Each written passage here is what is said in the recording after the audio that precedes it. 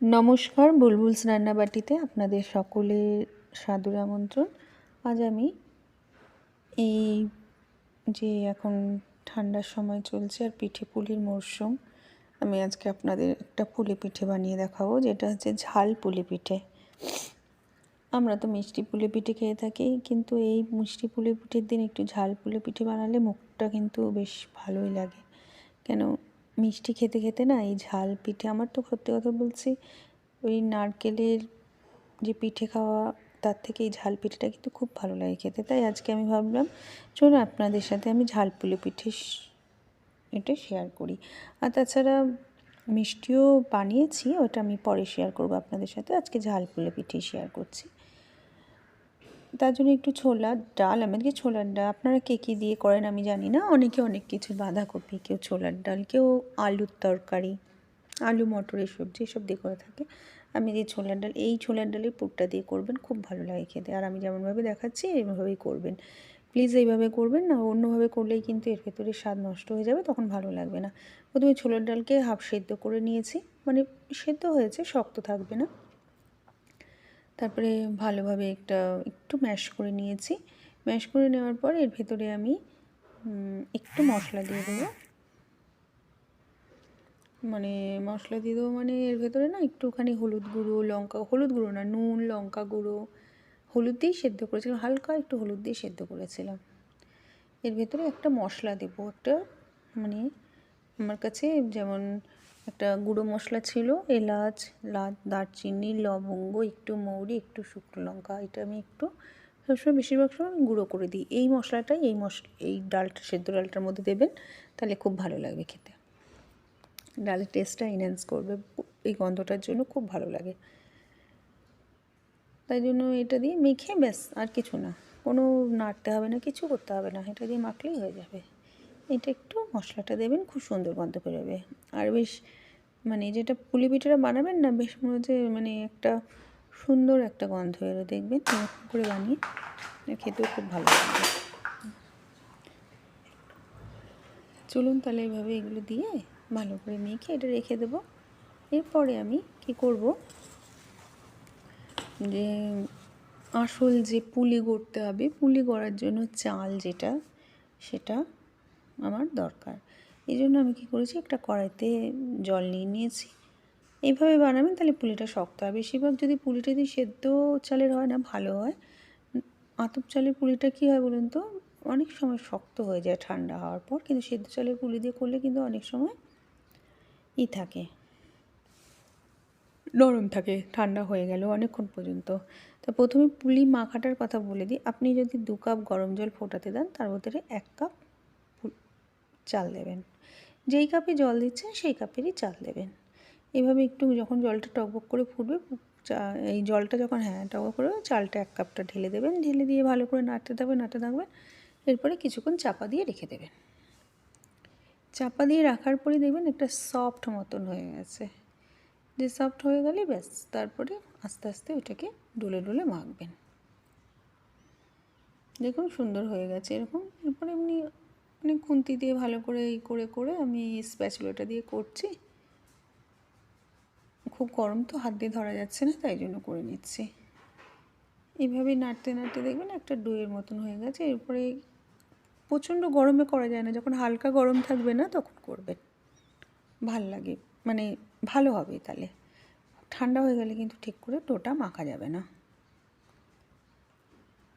এইভাবেই করার পর আমি আস্তে আস্তে একটা, যেমন আটার ডো হয় না, ওরকম ডো মতন আমি মেখে নেব। দেখুন সুন্দর, আমি আমার ঢেলেই যাচ্ছি, রাখছি অনেক, আমি অনেকটা 2 কাপ চালের করেছিলাম, 4 কাপ জল দিয়েছিলাম।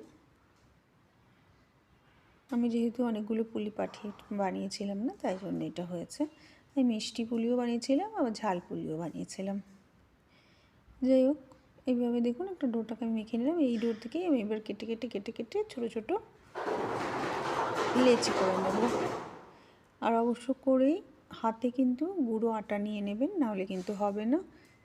করতে গেলেই কিন্তু হাতে আটকে গিয়ে পুলিগুলো ফেটে যাবে। এই জন্য হাতের মধ্যে সবসময় চালের গুঁড়ো নিয়ে নেবেন। দেখুন চালের গুঁড়ো নিয়ে নিয়েছি, এইভাবে করবো। এই যে এই চালের গুঁড়োটা যদি না দেন না, এই জিনিসটা যখন আপনি করতে যাচ্ছেন তখন হাতের মধ্যে এগুলো পটপট করে আটকে গিয়ে ভেঙে যাওয়ার চান্স আছে। আর বেশ দেখুন একদম নরম সুন্দর হয়েছে। এর ভেতরেই আমি এইগুলোকে ওই ডালের পুরটা দেব, দিয়ে ছোটো ছোটো এই সেদ্ধ পুলি, সেদ্ধ বলছি, একটু ঝাল পুলি একটু বড় বানালেও ভালো লাগে। তো একটুখানি পুর দিয়েছি, একদম কম পুরে বানাইনি আমি। অনেকে আছেন একদম কম পুরে বানান, কিন্তু আমি একদম কম পুরে বানানো ফেটে যায় না, অনেক সময় ফেটে যায়। দেখুন আমার সাইডটা একটু, কিন্তু হয় কিচ্ছু হয় না, এই পিঠে বেরিয়ে আসে না, সাইড দিয়ে হলে কিচ্ছু হয় না। তো এইভাবে সুন্দরভাবে মানে দেখুন পুলিগুলো অত আমি কোনো কারুকার্য করিনি, কোনো ডিজাইন করিনি, কিচ্ছু না, দুটো একটু মুড়ে ভালো করে দুটো সাইড দিয়ে একদমই করে দিয়েছি। ব্যাস হয়ে গেল। আর একটা বানিয়ে আপনাদের দেখাচ্ছি, দেখুন।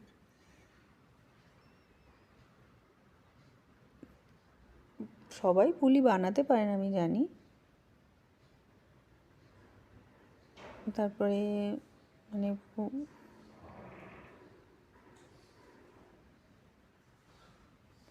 দেখুন এইভাবেই আর একটাভাবে বানাবেন।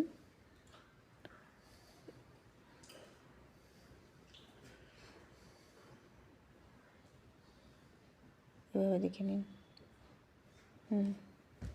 ব্যাস শুধু এইভাবেই করতে থাকবেন, মানে দুটো ঘন্টা এমনিভাবে আমি ধীরে ধীরে বানিয়ে, একটু টাইম টেকিং ব্যাপার, কিন্তু হয়ে যায়, ভালোই হয়ে যায়।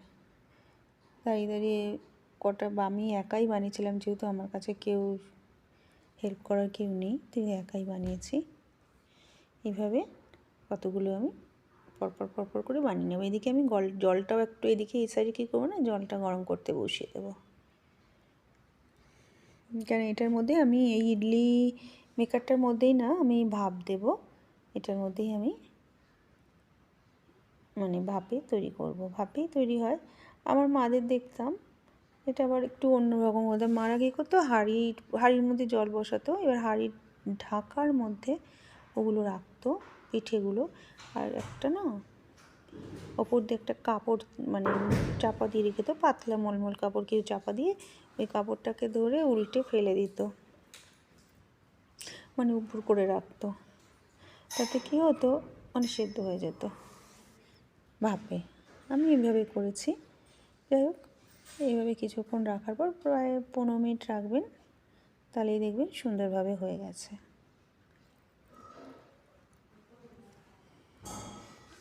সেদ্ধ হয়ে যাবে,